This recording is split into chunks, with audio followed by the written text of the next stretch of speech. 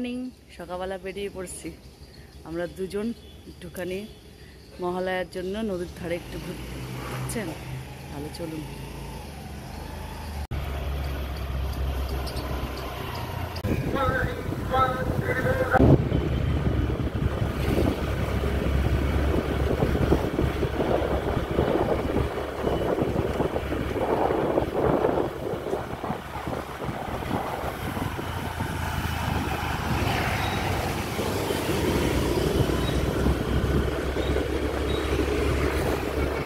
ওই দেখো কত ভিড়।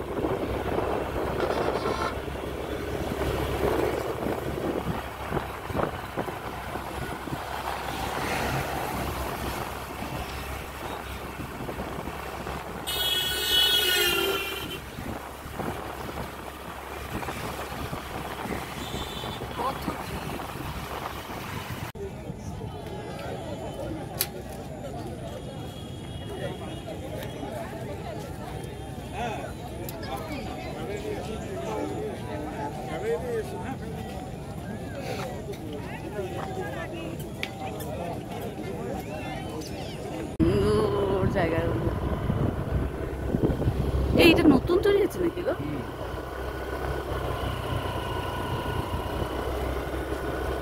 কি সুন্দর, দেখো। ঢুকতে দিবে না গো? দিবে? সেই সেই দেখো, এখানে পুরো সব ঘাস ফাস দিয়ে কি সুন্দর তৈরি হয়েছে অ্যাপার্টমেন্টটা।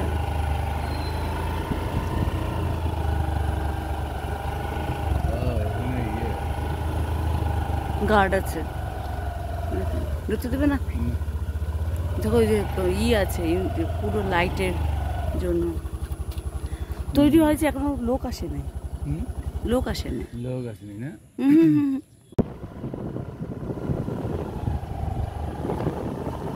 খুব সুন্দর না?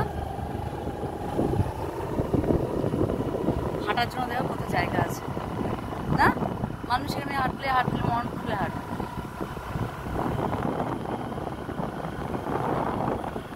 খুব সুন্দর জায়গা।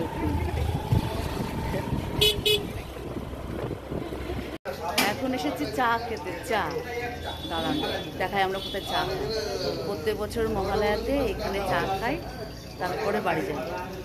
মাছের ব্যাগও নিয়ে আসছি, যদি পাই তো মাছের নিয়ে যাবো।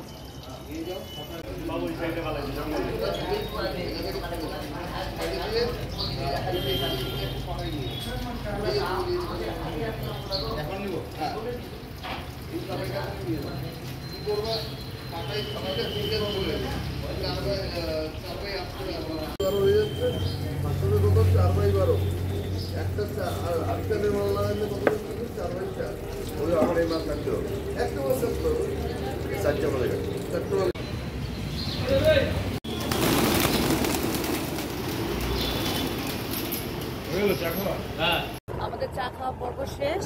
এখন হচ্ছে একটুখানি বাজারে ঢুকবো, যদি মাছ পাই তো মাছ নিয়ে সোজা বাড়ি।